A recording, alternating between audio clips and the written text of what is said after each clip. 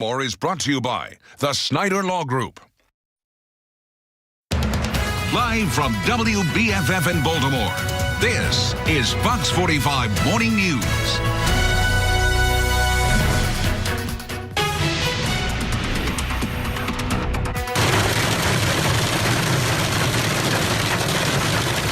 Look at that hail this morning. Many of you cleaning up after severe weather ripped through the region yesterday.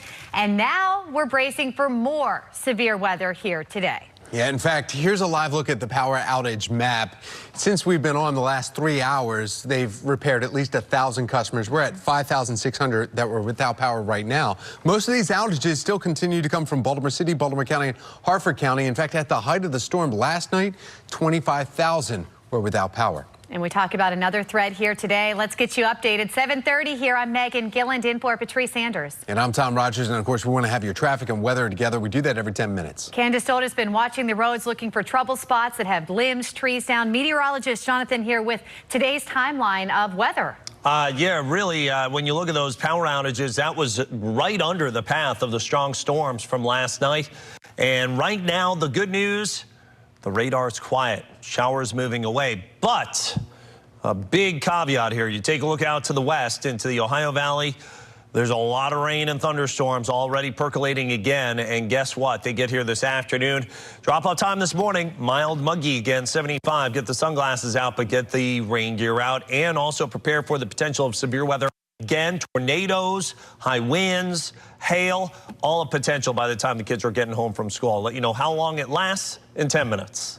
All right, thanks, Jonathan. So Jimmy's been traveling out on the White Marsh Cowington Avenue stretch. I wanted to show you a live look from our traffic jam Jimmy. He's out in our Lynn Stoller mobile track right now with some more tree damage. And unfortunately, it seems this is all too familiar sight in the area. So certainly make sure that your eyes are peeled for it wherever you're traveling, just even on some side streets, some main roads. We also have Silver Spring Road shut down at Perry Hall Boulevard for the very same thing. Back over to you.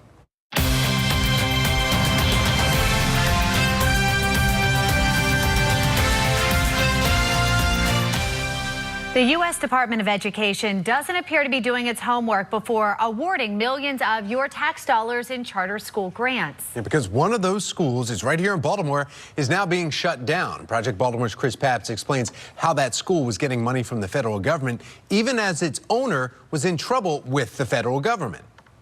This is hard to believe, but a simple public records search could have told the U.S. Department of Education all it needed to know, as it was awarding more than $1.5 million of your tax dollars to a school that is now closing. But apparently, the feds didn't do it. What did you think when you saw those stories? Finally. We agreed to conceal this man's identity to protect his job. He's one of several teachers from city schools who recently contacted Project Baltimore. All of them taught at Northwood Uphold Community Academy in Northeast Baltimore. When I saw your second story, I then realized, well, I now definitely need to speak up, and I need to speak up for myself. Speak up about what he saw while working at NACA. Yeah, when I saw your report, it all made sense. NACA gets the same funding as any other charter in the city, but this teacher says the school always seemed to have money problems.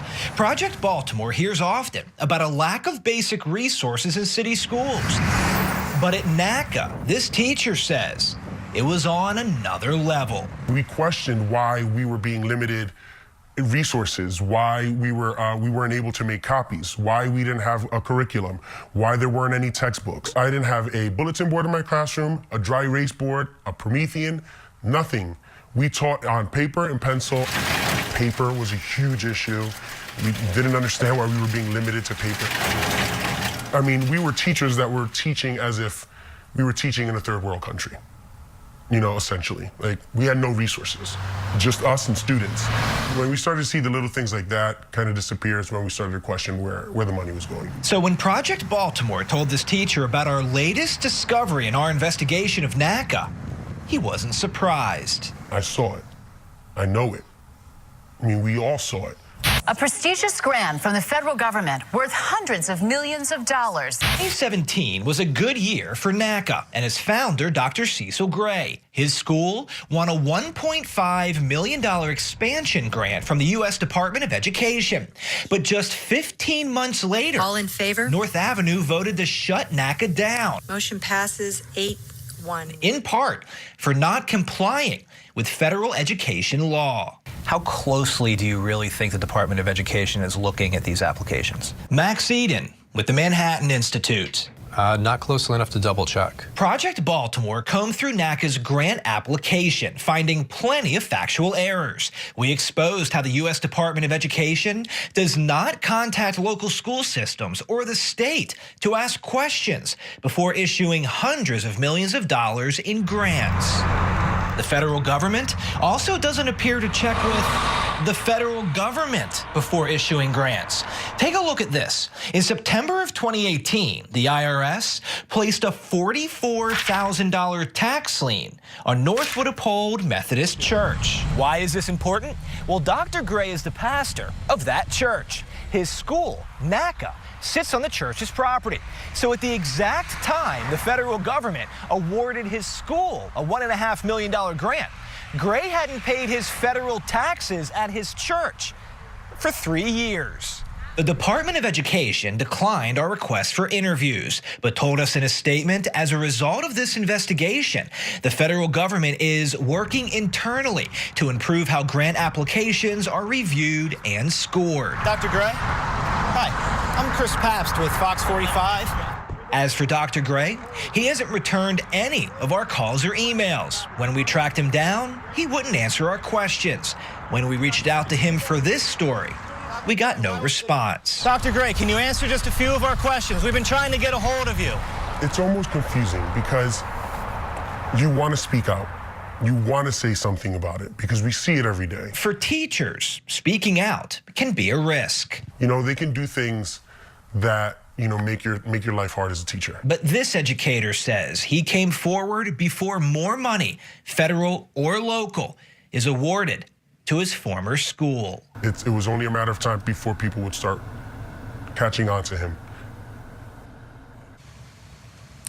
Now, the Department of Education told us that so far they've paid out about $500,000 of that $1.5 million grant to NACA. They also said the grant could be revoked, and Dr. Gray could be asked to pay back the money he has already received. And we want to hear from you. Do you have a follow the money story that you want us to investigate? Call our hotline, send me an email, go to foxbaltimore.com to follow our progress. I'm Chris Pabst, and this is Project.